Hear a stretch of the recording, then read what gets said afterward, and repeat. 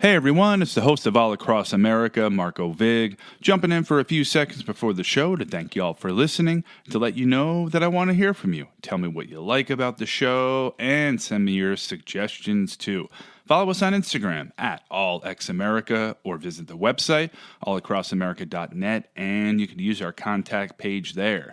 If you want to support us, we're on Patreon at patreon.com/allacrossamerica. Try to respond personally to everyone who reaches out, so say hello. All right, on with the show. Podcasting from Portland East to Portland West, from Big Pine Key to Pacific Beach, and from San Juan to Guam, this is All Across America. Well, hey, shall we jump into it? I'm ready. Let's go. All right. And I do have one question that I didn't prepare you for ahead of time, but it's a geography question, and I'm sure you'll be able to tell us more than we'd ever want to know about the state. But anyway, would love to hear about your background, Mike. And I know you've been in radio and you've got a podcast now, and tell us about your career and where you are now. Sure. Well, first of all, thanks for having me, Mark. And this is it's a lot of fun, because when you do a podcast and then you get to be on a podcast, it's switching everything around and going in a different direction. It's pretty cool. So I started off in radio, and I'm viewing myself as ending up in radio, because when I was in college, more moons ago than I care to admit, but back in the 1970s, okay, there was no internet. There were no cell phones. And it's a tough thing for a lot of people alive today to even fathom what that means. It's like saying, understand the world before there were airplanes. Even for me, somebody that grew up without a cell phone for the first, 10, 15 years of my life, I still can't fathom how it was. Yeah, no. And I tried to stop and think back on how difficult it was to be a radio journalist. Right. With an old, audio reel-to-reel, system in the studio, and you go out with a cassette recorder and a microphone. Anyway, when I was in college, I had the real distinct pleasure and honor of working at NPR's Boston affiliate, WBUR. Right. And I got to do hour-long radio documentaries for them. And in those days, you weren't doing electronic editing as we do today. You were having a razor blade, and you had a pencil, a grease pencil, where you would mark where the tape has to be cut. And it was a laborious process beyond words, and I'm not going to go into it in any more detail. But the point is, what I did back then, I feel is what I'm doing now. It's audio documentaries. And what I'm doing in my 20 minutes every episode week is bringing a little sort of mini vignette or a mini documentary to people on a topic of Connecticut history. So anyway, getting back to career. So I did that. I started off there. Radio journalism in the 1980s was not going to allow you to have a family and build a house and do all the fun things I wanted to do in life. So I ended up targeting to get into corporate. I spent 7 years in government before I got into corporate, which was interesting. I was press secretary for the Mayor of Danbury, which was great. And then I got to go into the corporate field, which opened up opportunities traveling around the world. Wow. I've been to, 30 countries on 4 continents, and I've lived in Switzerland with my family for 7 years. It was just a great opportunity and fabulous exposure and just learning. Anyway, so I retired from there in 2020. Wow. And I used to work at, I-95. Right. In Western Connecticut, and the defunct former WINE, which was actually a pretty strong AM news station back in the day of news and entertainment. And that was where I sort of did my thing for 10 years before I went into government.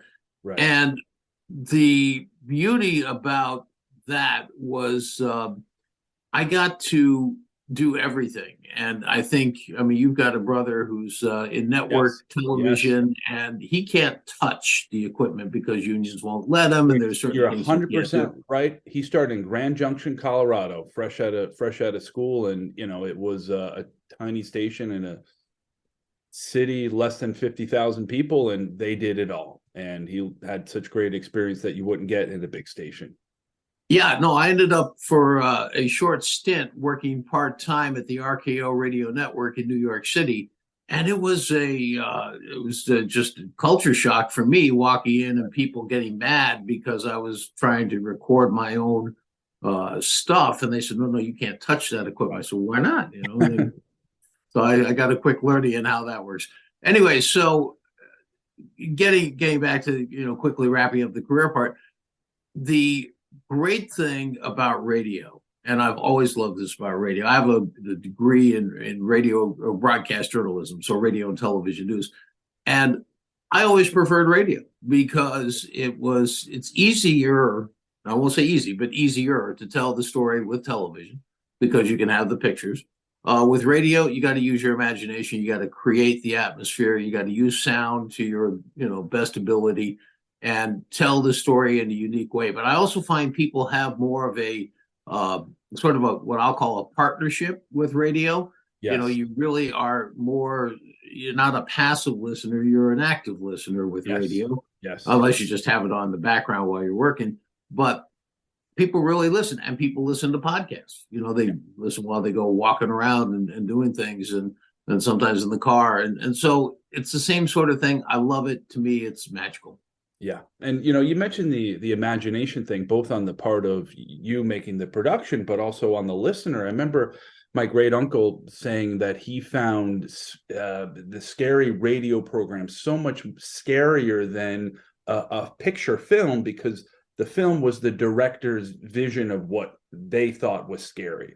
Whereas when you're doing it on the radio, you're painting that picture and they're using their imagination, the listener, to come up with something that really frightens them, which may not be exactly what a director had in mind. So it's like Orson Welles, War of the Worlds, and exactly. In Connecticut, radio station phones. I wasn't around that long ago, but radio station phones were ringing off the hook in Hartford because the CBS station up there broadcast it, and people were freaking out. Right.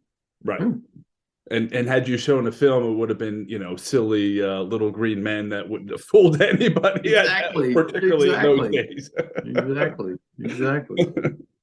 Well, and how did you get into podcasting? And tell us about that. Yeah. So I had worked at I-95 40 years ago, and the morning disc jockey there is still Ethan Carey. Okay. And Ethan and I go back all those years. In fact, he was the DJ at my wedding years ago. And when I retired, he's still there. And he contacted me and said, look, we're looking for somebody to come in once a week and just talk about something local. Would you be interested? And I said, yes. I said, but here are the parameters. I said, I would like to talk about local history. Okay. I said, I'm not sure everybody's going to be into that. And he says, well, I think so. And so I wrote down about 10 or 15 ideas of stories that I thought would be interesting. And they looked at them and said, perfect, and spot on. So we started a show called The Place You Live. Okay. It was 2020. I forget exactly when. But I did that for a year and a half. And I was about a year into it when it was clear, actually it was shorter than that, when it was clear that it was taken off. People really liked it. Wonderful. And I said, I don't know anything about this podcasting business. I've heard about them, but I don't know much about it. Maybe I'll try and start one. Well, I figured, what an idiot I was. I figured, well, I've been in radio, therefore I'm going to be able to do this pretty quickly. And so I targeted that in 3 months I'd be up and running with the podcast. Well, 6 months later, I was up and running with the podcast, but it's, you know what it's like. It's very difficult. I do a weekly show. Yeah. And there have been times over the last year and a half, I've done now 92 episodes. Wow. Dating back to September of 2021. Wow. And it's just, sometimes it's really scary because you have to be there Thursday with an episode come hell or high water. And sometimes it's not there and you got to scramble. That's rare, but it has happened. And if I don't have a guest or something, then you'll hear one of those rare ones where it's just me talking, and that's Okay. a little trick. When you hear that one, that means I didn't have a guest for that week, but thankfully that hasn't happened in a while now. But anyway, so I have some good friends who know the audio business very well, and they were able to introduce me to the podcast stuff that you needed to use. And I had never done electronic editing. I'd always done the razor blade and stuff. So I had to learn all that, relearn that. But the good news was I had done radio, I had done interview, and I did like 400 talk shows in my radio history at I-95 and WINE. So I knew how to do talk shows. I knew how to interview people. And more importantly, I knew that I liked it and I loved it. And if I loved it and liked it, I was going to throw my heart into it. And that's what I've done. Clearly. And it's also clear to me that you don't have a boss. You're your own, you're this self-imposed, of course you have your audience, but this is you saying every Thursday, and you're only, you're letting yourself down. It sounds like more than anything else. Well, it's true. But I've got to tell you, it's kind of, I guess I wasn't expecting how much the audience would drive this, because I've got a pretty good following now, and the audience will send me notes on social media, and my email's out there. People know how to reach me and contact me. They will contact me, and they'll not only suggest stories, but they'll thank me, and it's kind of an encouragement that sort of makes you want to do it. Of course, yeah. You're not talking into a microphone and wondering where your voice who's out there listening. No, it's so kind of, they drive me a lot. They keep me going, and it's great. Well, you've done some great things, for the state of Connecticut, from, its place in the Revolutionary War history to, more modern history with Ella Grasso, who was the first female governor elected in the United States. And maybe you could talk a little bit more for our audience about, what you feel Connecticut's place is within the United States from a historical perspective, or just, more, the modern means. I think it's, if I had to sum it up in one word, I would say Connecticut is unheralded. And what I mean by that is people don't give it its due respect, because it's a phenomenally important state in U.S. history. Okay. I mean, it's one of the original, colonies. Of course.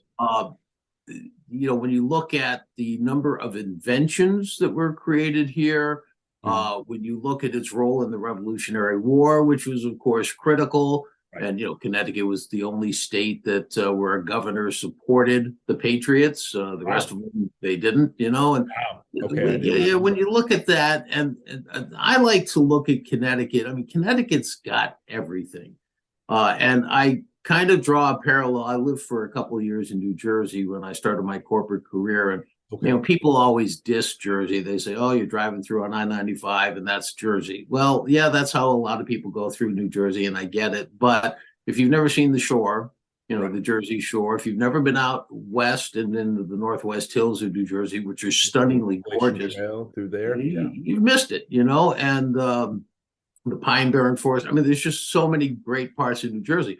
Similarly with Connecticut, I find that people just haven't gotten out there. I mean, first of all, traffic congestion is horrendous in this state. I mean, we're stuck between New York and Boston. Everybody goes through the state, doesn't really come to the state. Yeah. And as a result, we get this just ridiculous amount of traffic.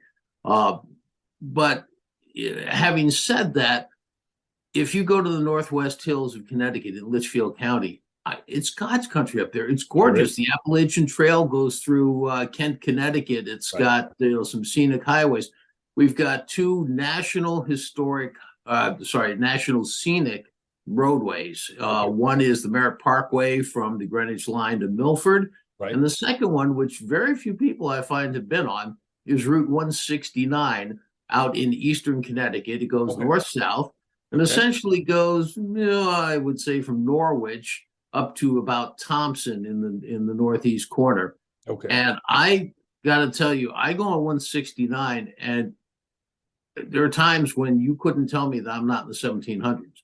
It's Right. completely undeveloped. It's completely, as it was. Now you drive around, you'll run into pockets of, modern, development, but it's been maintained and it's gorgeous and it's beautiful almost any time of year and beautiful uh scenery. Anyway, we have that sort of stuff. We have Long Island Sound. We have, okay, not mountains, but we got big hills. We got skiing, Yep. beautiful rivers and lakes and Candlewood Lake. And I Right. mean, just so much airports, which I don't think people probably understand all the hidden little grass strips around the state that Okay. you can go and see, and those are amazing.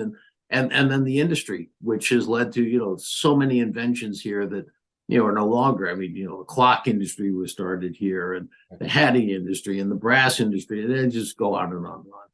Right. And just to touch upon some of the geography you had mentioned, yeah, I think the Quiet Corner, and to me, there's kind of 6 regions of the state, and we're both in Fairfield. Maybe you can kind of walk us through the Fairfield, Litchfield, and there are 8 counties, correct? And Yeah, there are 8 counties. I can never remember them all off the top of my head, but the way I like to think of the state is, Fairfield and Litchfield on the western end of the state. Obviously, um, I've been in Fairfield County, living in Fairfield County for 50 plus years out of my life, so I know it very well. I grew up in Lower County. I live in Upper County now, and everything in between. So I know the county very, very well. It's a special county. It's gorgeous, very rich, very wealthy. Manicured lawns, that sort of thing, which you don't necessarily see around the rest of the state. It's a lot more, it's a lot different, I'll say. Litchfield in the Northwest Hills, stunningly gorgeous. And then, from New Haven up to the Massachusetts line, and a little bit over to the right, going out to Saybrook, so east of New Haven, you get this Connecticut River Valley and the Farmington River area. And those were fertile areas. I mean, I like to look at states, towns, wherever you are, with development patterns. So I like to see, where were the first roads? Where did people live? How did that grow? How did that develop? I love looking at old maps and seeing roads that weren't on there that are on there today. And then you start to get a sense of, okay, why weren't they there? And then you find the hills that were there, or the rivers that were there that, generated water power, hydropower for, all sorts of business and whatnot. So the Connecticut River Valley is what drew, I mean, Native Americans were here, of course, first. When European settlers came almost 400 years ago from Massachusetts down to Connecticut, yeah, they went to the fertile Connecticut River Valley, and that's where the farming took place. And then when they ran out of land, people started going west. But that was, you got all of that. Then you look at the northeast corners. You were saying the Forgotten Corner. yeah, One of the episodes I did was on something called the Last Green Valley, which is this section of 36 towns, of which most of them are in Connecticut, but a few are in Massachusetts. And if you look at a satellite photo of the East Coast from Washington, D.C. to Boston at night, everything's lit up like a Christmas tree from D.C. up to Boston, except this little stretch of Eastern Connecticut. Wow. And it's amazing. And you go in there, I think the statistic is correct, something like 74% of the acreage in those towns is undeveloped. It's the way it was when the settlers first came. Wow. And to me, I've developed kind of a romantic involvement with the northeast corner of Connecticut. It's stunningly gorgeous, and I just love to get out there. And it's kind of forgotten about. You can kind of get out there and forget about things. That's part about And then you got the southeast corner with everything from the whaling industry that people never think about that, right? And we were huge in the whaling industry. We were number 2. Behind Massachusetts, and a lot happened there. And now we got oyster farming in Long Island Sound, and the lighthouses. I mean, there's just so much. So I don't think there's a boring place in Connecticut, and there's so many stories to tell. Like I said, I've done 90 plus episodes. I have, Mark, I think enough material today to continue for another year. That's great. That's great. Well, maybe we can start with some of those stories, and we had touched upon the Revolutionary War, and it's one close to me because, well, it's literally close to home, both geographically. This story takes place in Ridgefield, about a half mile from my home, and I have a pre-revolutionary home, I guess you could call it, that's from 1750, and I've got a basement, and it's in partially dirt. In the older section of the home, and there was a giant mound in the home, in the basement, as soon as you walk down the steps in this dark, dank dungeon corner. And we wanted to try to figure out what could have been in that mound. And the three options we thought of were, of course, the proverbial skeletons of some nature, cannonballs, or the third option was just a big giant hunk of granite that couldn't be removed. So I'm going to come back to that, and I wanted to turn it back to you and tell us about the skeletons that were unearthed in a basement on Main Street in Ridgefield. Yeah, so Nick Bellantoni, who is the state archaeologist emeritus, he's technically retired, but he's busier than I am, I think. He's came down to Ridgefield. He got called on this because it was very special.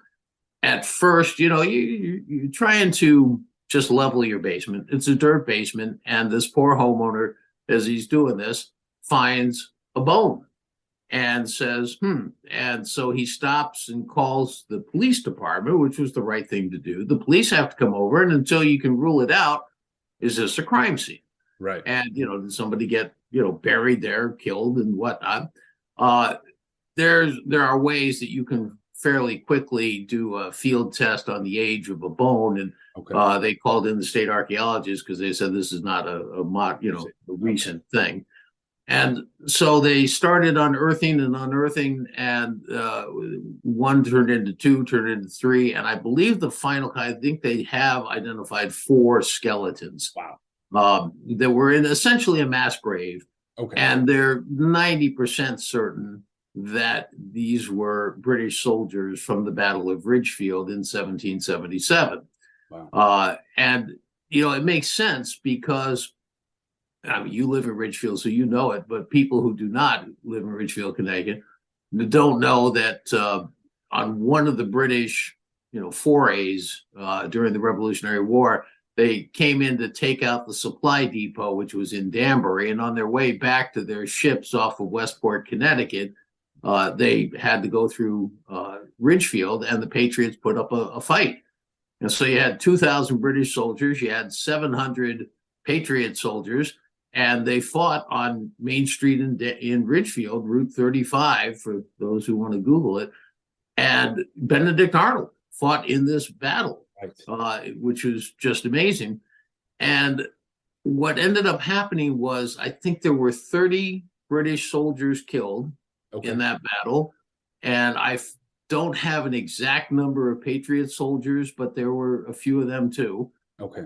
And so, at that point in time, you buried the people, kind of where they were, and there was no British cemetery. So it looks like what they did was just, put the bodies into a grave. Now, the reason there aren't more sort of uniform buttons and whatnot is an interesting story too, because it turns out that in those days, when cloth and everything else was so valuable, they used to actually take the clothes off the body before they buried them, because that was, valuable to have that uniform, as opposed to have somebody have to sew it from scratch and take up those resources.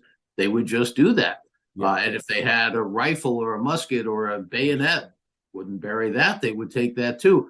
So there were precious few things. They found a couple of buttons and whatnot, but they're examining all of this with the most modern of technology, really intricately looking at all this, and they're going to come out with a final conclusionary report soon, is my understanding. Okay. And I'm, like I said, I'm pretty confident they're going to say that they were British soldiers.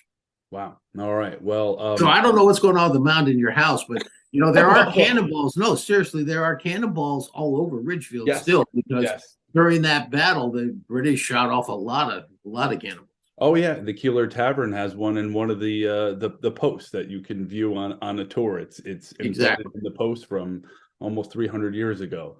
Yeah. Well, my basement, that mound ended up being coal ash. And so Oh, at one wow. point, about 100 years ago, there was a coal furnace.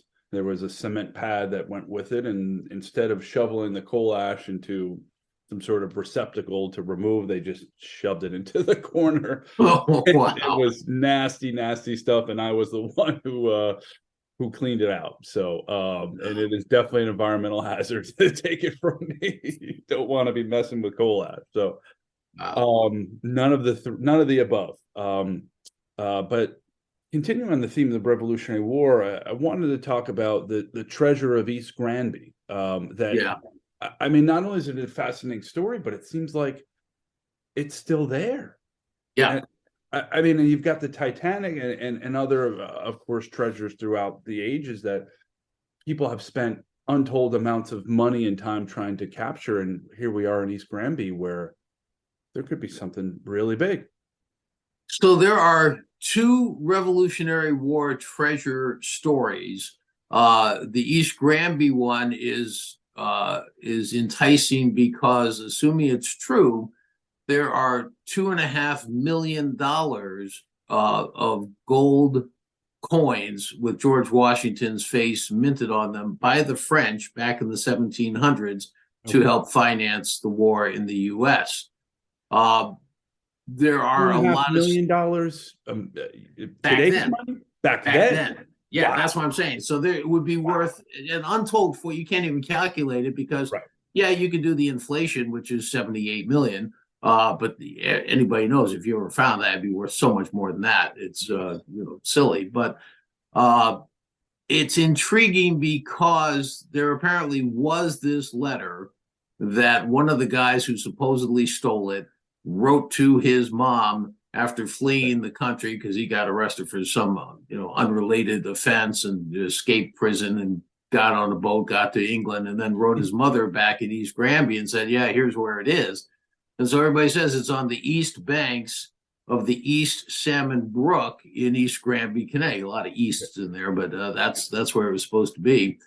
And obviously people have gone looking for it. And in the 1950s, I think it was, a lady wrote a letter to the Hartford, I think it was the Hartford Times back then, but the Hartford Current, and said, I know where it is. I've done all the studying. If somebody comes and can help me do the actual digging and whatnot, I'll lead you to it. And the only other, the trail kind of runs cold after that, but the only other piece of information on that is there's another current article from a woman who knew that woman, Okay. who said that she's pretty sure she got the help. Now, what does that mean? They searched and didn't find anything. They searched and did find something. I see. There certainly hasn't been a huge deposit into the bank. And, and the thing is, it's not currency. So it's not like you can find it and go spend it places. Right. I suppose you could melt it down, but, it's going to raise a lot of questions when you come in with that kind of gold. I think people are going to say, where'd you get it? So there's that. And then there's the one in East Thompson, Connecticut, where the British were chasing some Continental soldiers who were delivering the gold, and they supposedly dug a hole because they knew the British were catching up to them, dug a hole, threw it in there, covered it over, and lit a fire, which is a great story. I don't know if it's entirely true. And then the British left, but they took these guys captive. And so it's sitting out there somewhere in East Thompson, Connecticut.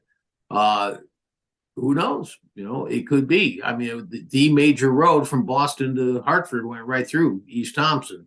Right. And it also, the old, Route 6 or Route 202 went through East Granby. So go figure. All right. Well, bringing things a little bit closer to this age, The Devil Made Me Do It. Yeah.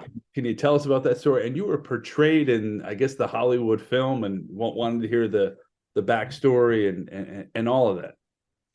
Yeah, so this is what I call the story that keeps on giving. It's a 40-year-old murder case from Brookfield, Connecticut, and this is going to sound really callous, and I don't mean to be callous about this, but it's a fact of being a journalist, that when the stabbing death occurred, there was a victim, an assailant, 4 witnesses. It seemed pretty much like an open shut case. Right. And therefore, it wasn't anything particularly, other than the fact there was a deceased individual, it was nothing earth shattering. Right. And then a couple days after the stabbing is when it got a little bit crazy. And this is when the girlfriend of the alleged stabber, there's no question he stabbed him. The girlfriend came forth and said, well, actually, he didn't stab him. The devil did. And it's because he was possessed by demons. He was demonically possessed, and therefore he wasn't in his right mind, and therefore he's not guilty. Okay. And so the late Ed and Lorraine Warren, who were the self-proclaimed demonologist and clairvoyant from Monroe, Connecticut, who had participated in the Amityville horror case amongst several others, and had kind of risen to fame on, spooky stuff. The preeminent of their day. Yeah, exactly.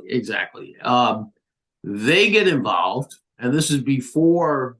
So here's the weird part about the story, was that all this stuff with demonic possession was going on for several months before the stabbing, and the Brookfield Catholic Church was involved. Okay. The Warrens were involved. There's still an open dispute as to how knowledgeable the Brookfield police and the Brookfield school system were. There's reason to believe they at least knew what was going on. Police have been called to the house and whatnot. And so the girl of the girlfriend is telling this story, and we're all kind of but then when you check out the backstory, and I can't go into great detail because there are people still alive, and I always said while they were alive I won't tell, but I did speak to an official at the Brookfield Catholic Church about the supposed exorcisms that had occurred there, and was told that if it goes to court and they are compelled to testify, I will have plenty to write about. Wow. And so, you hear things like that, you meet the people involved, you check out the story and find out that what they're saying in terms of dates and other locations and things are basically true. And one of the things you look for over time is, does the story change? Is it evolving? Is there, a slight, this or that doesn't quite add up? It was always exactly the same. There was no question about it. I was shown photographs, and then the most, semi-compelling evidence was I was allowed to make a copy. I went over to Ed and Lorraine Warren's house, and I was allowed to make a copy of a supposed exorcism or a supposed demonic possession episode involving this little boy who then supposedly passed his demons on to the guy who did the stabbing. And so when you listen to the audio tape, you see the photos, you get the Brookfield Church making this passing comment, and you can start to think maybe there's more to this than meets the eye. And again, this is 1980, before the internet, before anything else.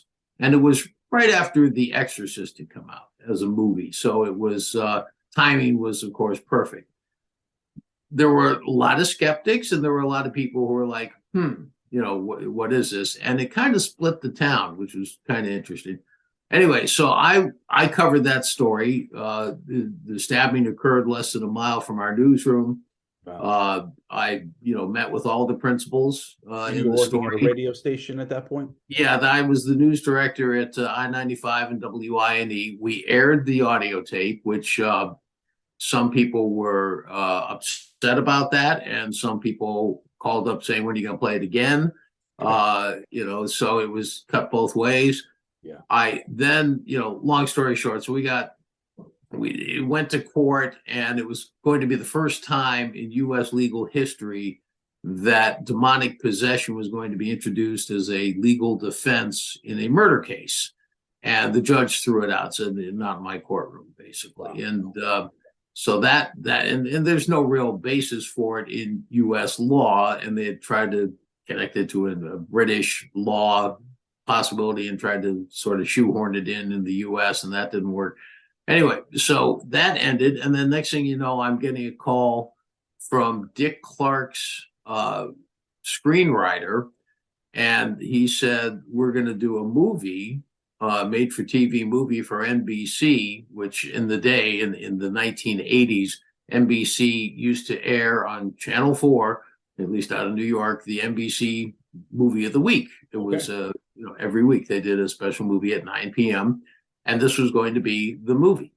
So he offered me a script consultancy, which meant they would fly me out to Hollywood. I could, oversee production.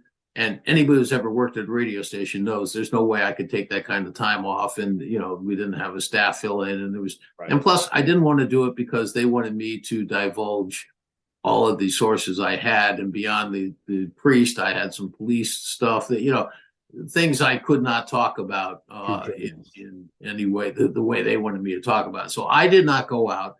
The reporter for the Danbury News-Times, the late Ruth Lockwood, did go out. Okay. Cloris Leachman played her. Wow. I had Ken Kercheval play me. Ken Kercheval was in the sitcom Dallas. Okay. And he played Ken, or what's his name? Cliff Barnes on the show Dallas. And so Ken played me. Ken's passed away.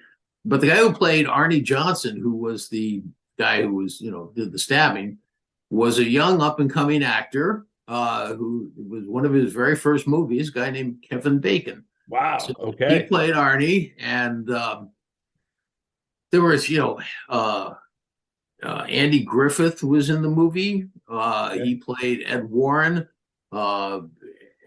Eddie Albert was in the movie. He played the Exorcist, and I spoke to the Exorcist for the Diocese of Bridgeport, who worked out of the Stanford retreat house. And anyway, so it was quite an ordeal. And there is another, I can't talk about this right now. Contractually, I'm obligated not to, but there's another documentary being put together now that probably will be airing in the second half of this year. And that's about all I can say about it, except that I was, recorded for that video. Wonderful. For that. Okay. So we'll see if that's coming out later on. Wonderful. All right. Maybe we could turn to something, even beyond the pop culture and the true crime piece. And I'll preface this by saying that you had mentioned the 2017 New York Times article. And to me, this is the frontier in scientific inquiry and philosophical thought as we are on, this planet in 2023. And that is the UFO question, the extraterrestrial life question. And maybe you could walk us through the night of May 26, 1987, and tell us what happened then. And, I wanted to thank you for being such an objective, sober, objective journalist in your approach to this subject in a way that a lot of journalists, I think, haven't. And, as we've seen, the seriousness of this subject has changed just in the last few years. Yeah, well, thank you for that.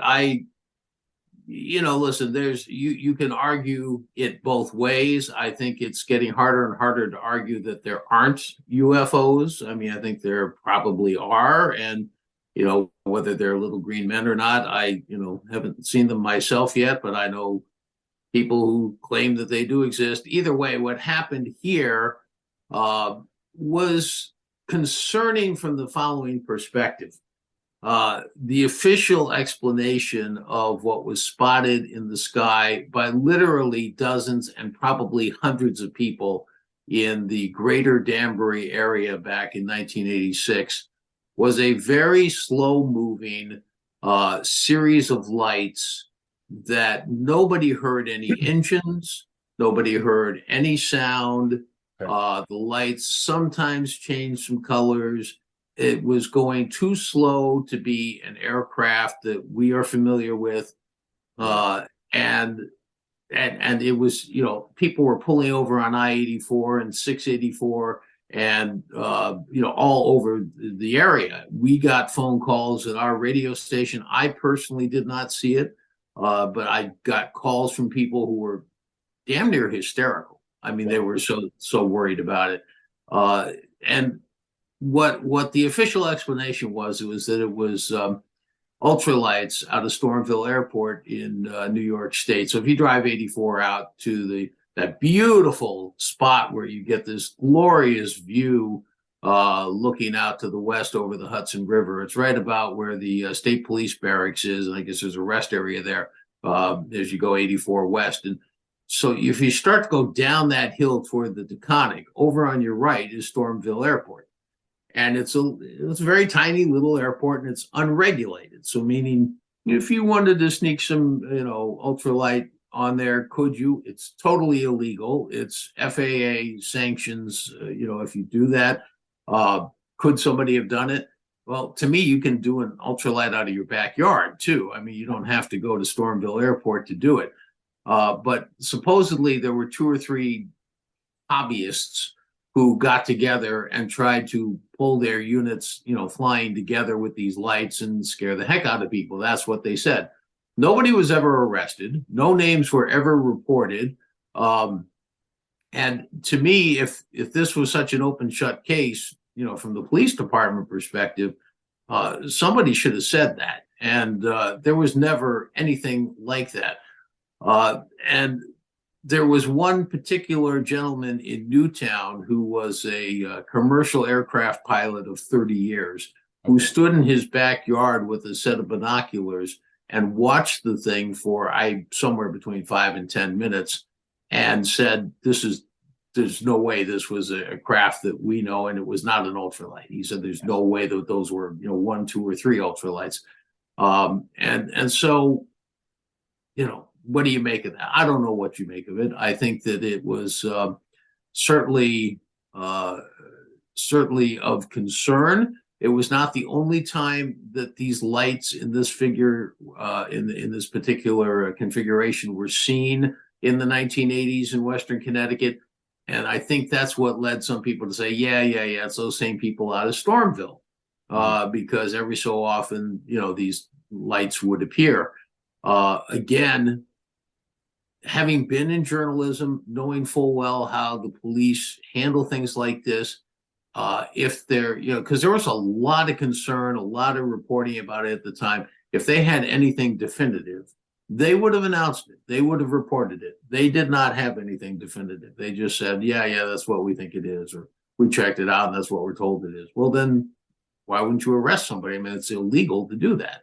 Right. So I don't know. I try not to throw my personal opinions into reporting, because it's the first thing you're trained as a journalist is to leave your biases at the door, because we've all got biases, and you have to just sort of, try and put that aside and try and look at it with common sense. And in this case, it's kind of hard to know which way to cut it. Right. Okay. But would you say as being a local journalist at the time that you've got a better sense of, hearing from police officers and other people in the community who are highly respected and saying, okay, I've heard dozens of people now say the same thing. Does that give you a different perspective than somebody maybe national news or just doesn't have that same sense of community? Well, it was Tip O'Neill who said, all politics is local. Right. Meaning you can get in to see your mayor, but you're not going to go see Joe Biden or, whoever. It's the same thing with news. All news is local. And 9/11 was a New York City story. The assassination of JFK was a Dallas story. It's where it happens. And so when you're covering news in your area and it's local news, it's like the Devil Made Me Do It case. That was a mile from my radio station, right? So you talk to the police officers, you talk to the people, and I'm still of the firm belief that because I'm very worried about where we are with media in this country, but that's going down a rabbit hole. But I think that with communications, the things you tend to believe, or at least will listen to, are from people that you know, trust, and respect. Right. And whether they're on TV or whether they're, your next door neighbor, those are the people that you tend to look up to and say, well, what do you think? And you get that kind of feeling. And so when you're in a community and you have access to people, and people have demonstrated that they're credible and that they're reliable, I tend to listen to them. I don't listen only to them, but I listen to them and get their opinion, and then I'll go and seek out some others. But I like to talk to people who are well-read, who sort of understand how the world ticks, and can, put things together very handily, and get their opinion and get their insight before I start going down a particular path on reporting. Yeah. All right. What is your opinion, if I may ask, on that case? On which, the Devil Made Me Do It case? No, the night of May 26, 1987. Again, I didn't see it, so it's very hard for me to put my opinion on that. I was born in Missouri, which is the show me state, and my wife always laughs when I say this, but it really is. I'm the type of person, I have to see it for myself before I say anything. So you're a White House, you're a landing on the White House lawn kind of guy.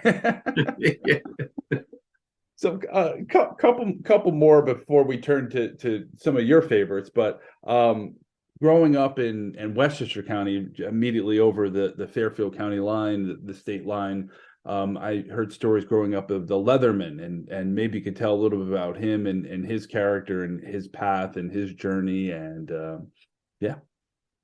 Well, the problem with the Leatherman is everybody says they know the Leatherman, but the fact is we know nothing about the Leatherman. We know where he walked and hiked. We know what was on his person when he died, which was a French prayer book and a pipe and a knife and, a couple of other things that were in his possession when he died.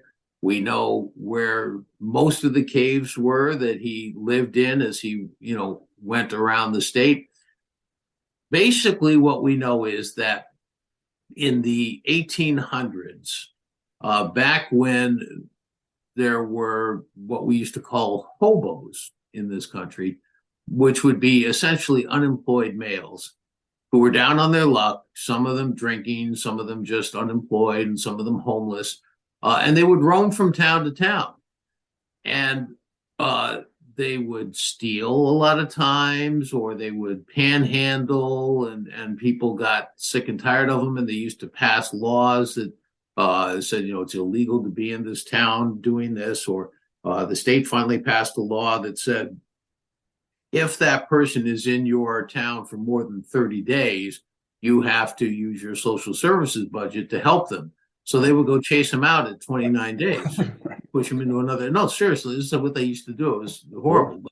Yeah. So it got to be a huge problem, especially after the Depression of 1870 something or other. I forget exactly when it was, but it was really a big problem. Anyway, this guy, the Leatherman, had been roaming around New England for years.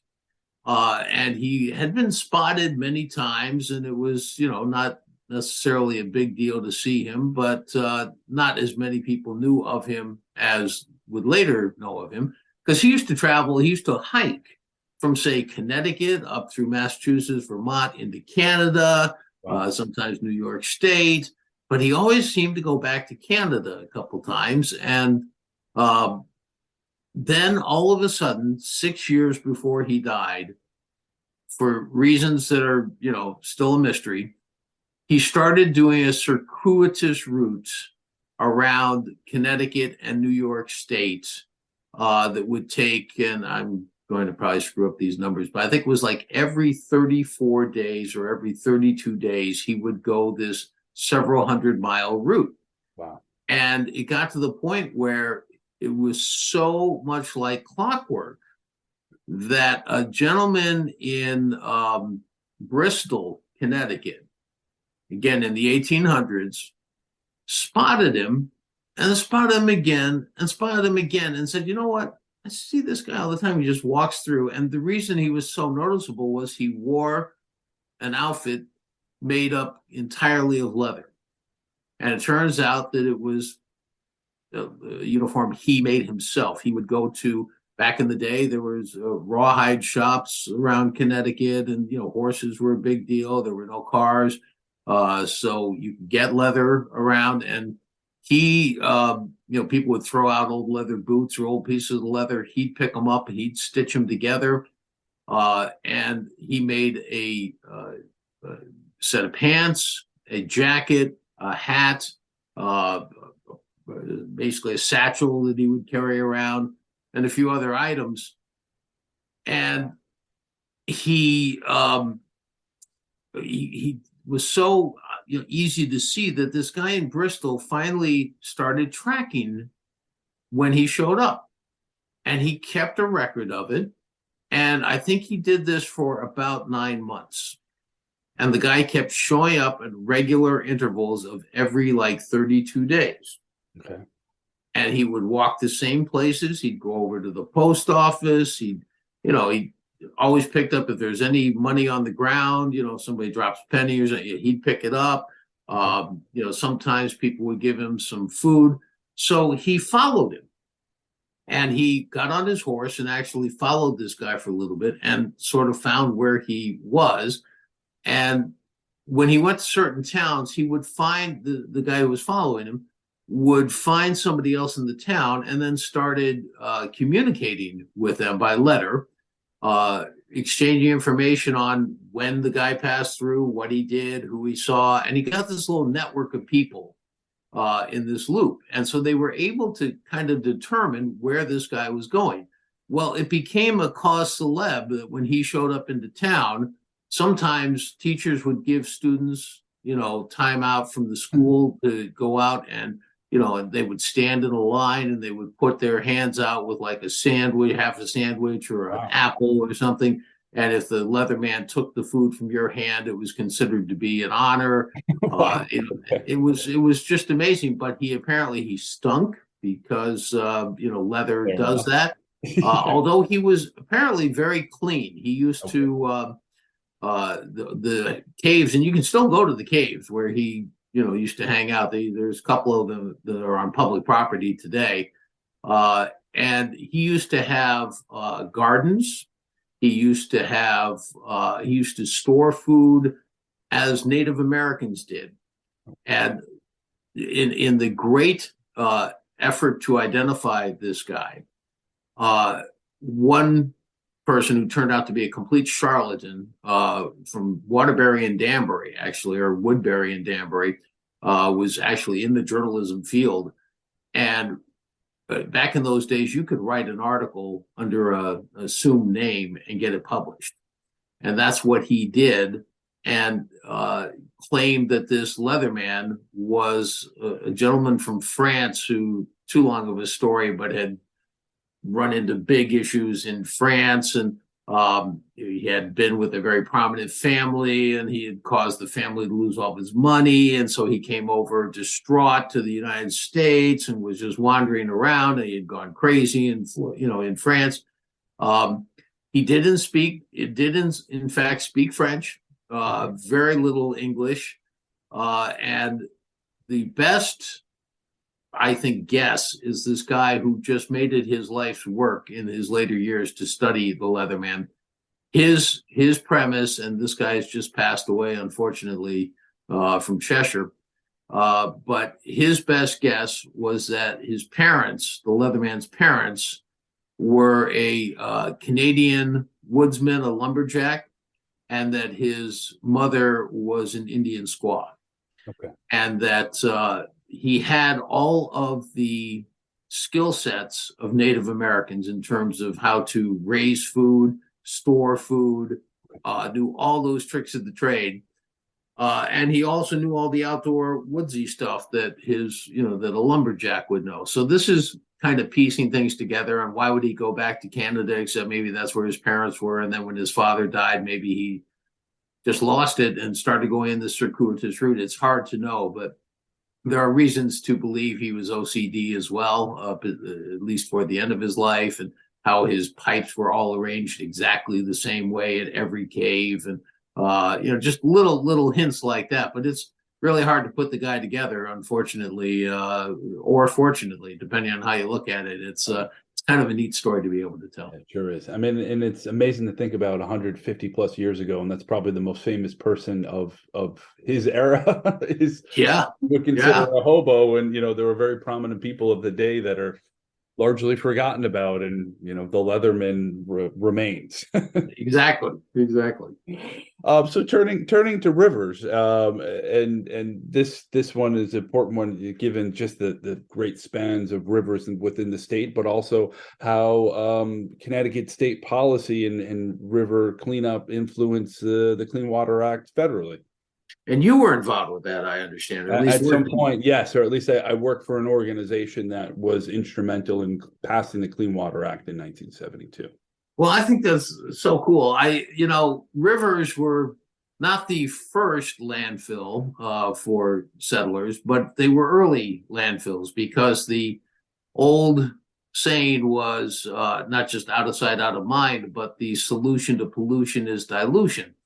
And so that's why people used to pour stuff on the ground. It would go into the ground and disappear. And they're like, gee, that's great. Or if you threw it in the water, gee, you didn't see the water turn colors because it was turning colors downstream. Okay. And it became somebody else's problem. And it was just very easy to use the rivers as a way to get rid of things, because we didn't have landfills in the day. And it was one of the lessons we had to sort of grow up as a society and learn that it's the wrong thing to do. And the way it happened was, unfortunately, it wasn't just throwing away stuff that maybe we had it, that we were growing vegetables, or throwing old tomatoes or something in there. It was raw sewage, it was industrial waste, it was stuff that made people sick, it was things that ruined the rivers to this day, because you still have like PCB pollution in the Housatonic from the upstate situation there, and in Massachusetts, and there's pollution through all the rivers, and it's stuck in the sediment in many cases, and it's involved the fishing. It's impacted that, so that you can't fish in a lot of them. But having said that, while we do have some rivers in Connecticut that are off limits for fishing, we also have some of the most pristine, gorgeous rivers in Connecticut as well. But the actual cleanup of the rivers in Connecticut, it's kind of a microcosm of, I like to, talk about the fact that China right now, I mean, I used to work for a company that, among the zillions of products we used to sell, one of them was indoor air filters. And China was by far the biggest market, because people the air pollution in China is so bad that even indoor you can't get clean air. And it used to be, and again, I'm dating myself, but I remember distinctly the days driving to New York City from Connecticut, and getting to a certain point where you had sort of an overview of Manhattan and seeing this thick, sort of yellowish tar looking cloud over New York. Wow. And that's because every apartment building in New York City had an incinerator. And on days when you had temperature inversions, this stuff would come spewing out of the chimneys and not go anywhere. It would just build up there. And that's why there was so much lung cancer, early on. It wasn't just people smoking cigarettes. It was, the air was horrendous, and asthma, and just a million things, really became problematic. And China will do the same thing that the United States did. The United States, started off with, they had, the aristocracy that was pumping money into factories and different things that were polluting the rivers, polluting the air, anytime anything was being burned or being thrown into the river. And eventually this middle class that grew in the United States in the 1950s and 1960s said, we want to go enjoy these rivers. We want to go outside and smell the air. And finally, the political pressure built to the point where you had to have the Clean Water Act and the Clean Air Act, and Connecticut was a little bit out front on that. So I'm very proud of that. For Connecticut's purposes. Of course, it was also ahead of the game in terms of doing the polluting in the first place, but at least, the cleanup was helpful. And, China's going to do the same thing. Eventually, people are going to revolt because who wants to live like that? Nobody does. Okay. It's just very, very expensive to clean it up. And then what you learn, of course, the hard way is that it would have been a whole lot less expensive if you'd just not done it in the first place. Right. Right. And okay, it's expensive to put pollution control systems on things, but ultimately, when you do the cost benefit analysis, it's easier to do it up front than afterwards. Out to prevention. Yep. So we touched on a lot of subjects, Mike. I wanted to ask you, what are some of your favorite stories? What that we haven't touched? What do you think? Well, I find one of my problems is I can find any story interesting, and I guess it's the good part and the bad part of what I do, because I get attracted to all sorts of stuff and go down rabbit holes all the time, and then I have to stand back and say, is this going to be really interesting to a wide variety of people like it is to me? Right.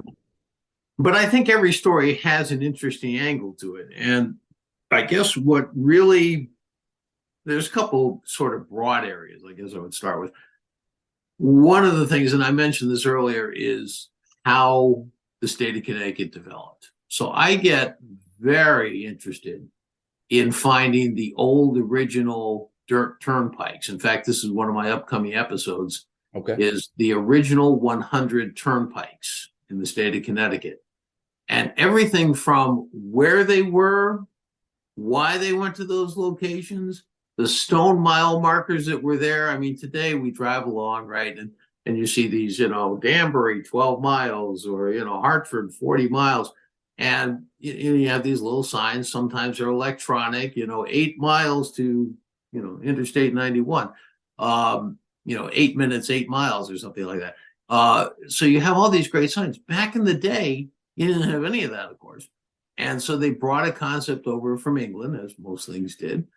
And they had stone mile markers. And so in the late 1700s, early 1800s, we put these stone mile markers on all of these new turnpikes, or at least on many of them. And there were about 600 of these stone mile markers around the state when it happened. The best guess is we're under 150 still remaining in their original locations. Wow. But if you know where they are, it is so cool to drive around and find these. And then when you stop and look at the fact that for 20 to 40 years, depending on where you lived, your main way of transportation in the state of Connecticut was stagecoaches. And, like in Ridgefield, where you live, there's Old Stagecoach Road, goes through Ridgebury. That was where the stagecoach went. And there's a reason why it's named that, and when you look at old road names, by the way, rabbit hole again, you find a lot of history right in the names of the roads, because they put that there, so you can find it. Lime Kiln Road. Oh, well, that's where the lime kiln was, So going back and looking at the stagecoaches and the fact that there were taverns that are still in existence where those stagecoaches used to stop. I mean, Keeler Tavern in Ridgefield is one. There are all over the state, there are these taverns. You can it's very, very difficult to find. And I have still not seen the original with my own eyes, but there's just like you can download the Amtrak schedule today, there used to be a schedule for stagecoaches and how much it cost and where they went and what time they went. And it used to be, before there were stagecoaches, there were horses, horse and buggies. And when you find out how mail was delivered, how life occurred, how commerce occurred back before there were, modes of transportation, there were boats, there were horses, then there was, when steam came in, there was, steam locomotives finally made it in, and then you had steam ships come in, and then, the big trains came in with, with diesel and whatnot. And you just, then airplanes. And when you go around and find out how all this stuff happened, I mean, I love to go find where the old train tracks were And when you talk about boats, to me, one of the best stories in Connecticut is the Farmington Canal, which so few people understand that just like the Erie Canal, there was a canal that went from Long Island Sound, New Haven, all the way up into Massachusetts. And people are like, you've got to be kidding me. Yeah, it was like, 8 feet wide. It had a tow path on the side and, only stayed in existence for about 20 years because right then, timing was everything. The train came in. So they drained it, filled it in, put a train on there, and that train's out of business now too. But anyway, and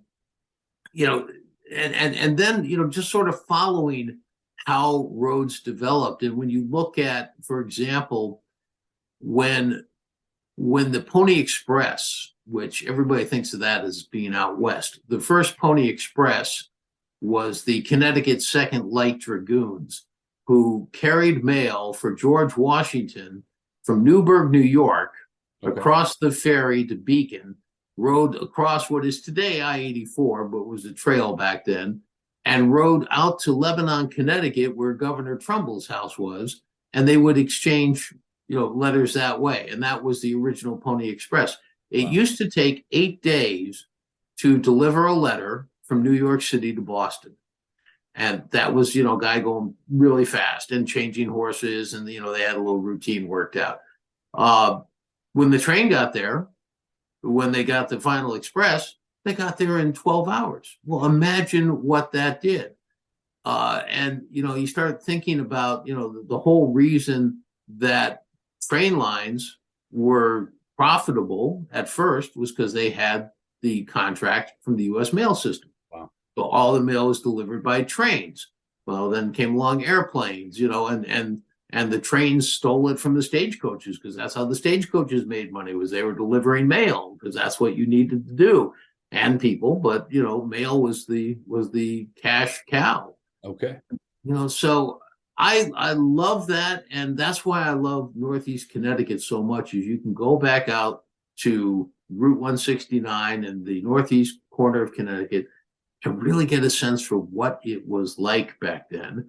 And then you can go all the way, to New Haven, Hartford, downtown Stamford, and see what it looks like today. And or you can drive along the coast, and I tend to love going out on these little peninsulas, all up and down along the Connecticut coast. I'm a mapaholic, a self-proclaimed mapaholic. All right.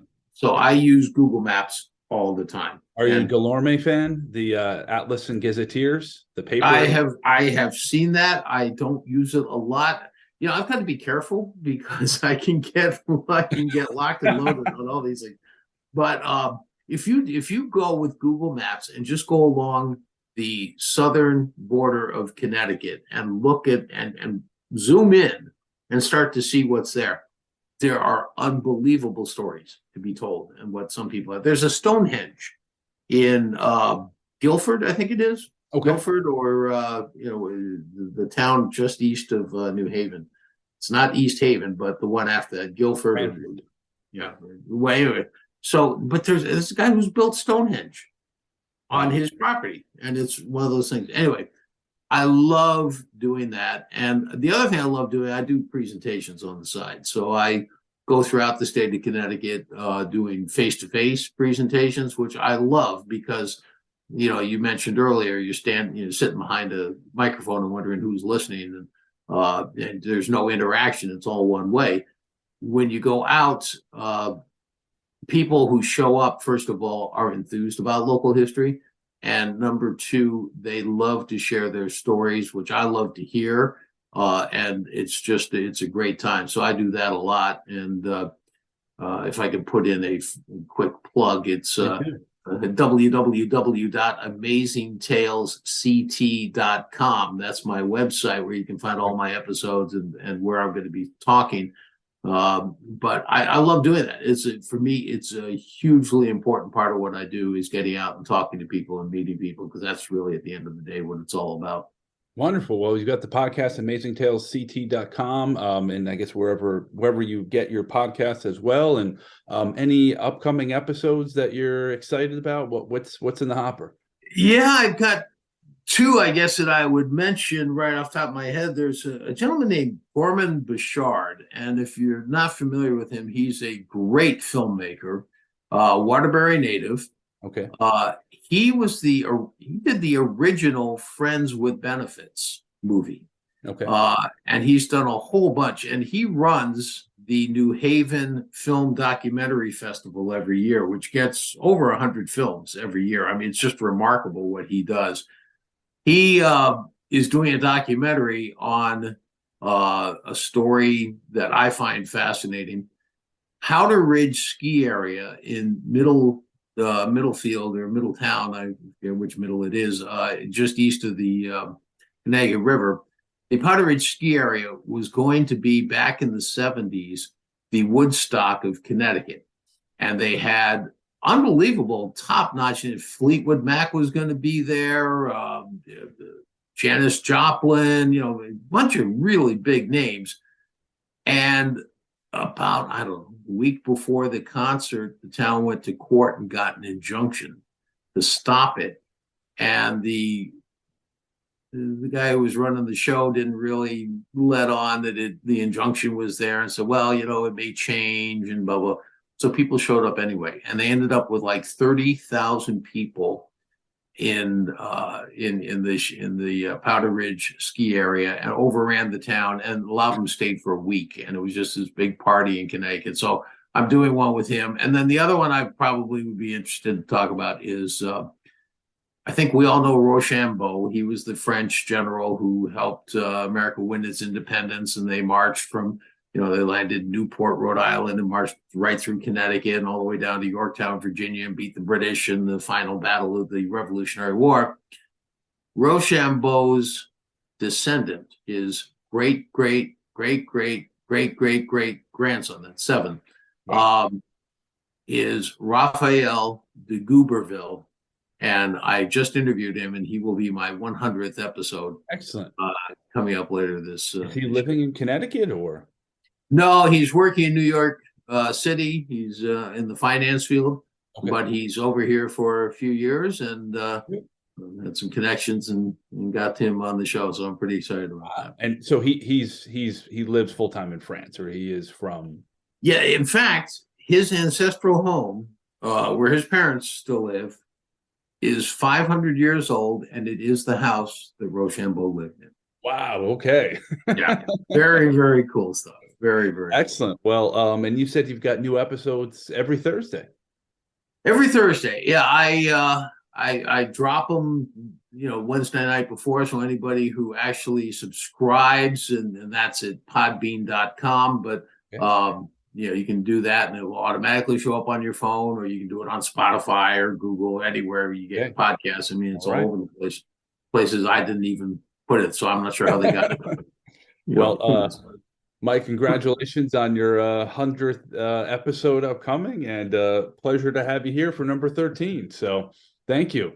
Mark, thank you. And good job you do, by the way. I love your style. I've listened to a number of your podcasts, and you have fascinating, the eclectic nature of the guests you have is remarkable, and they're all interesting, and you make it interesting. You ask great questions. So I try my best.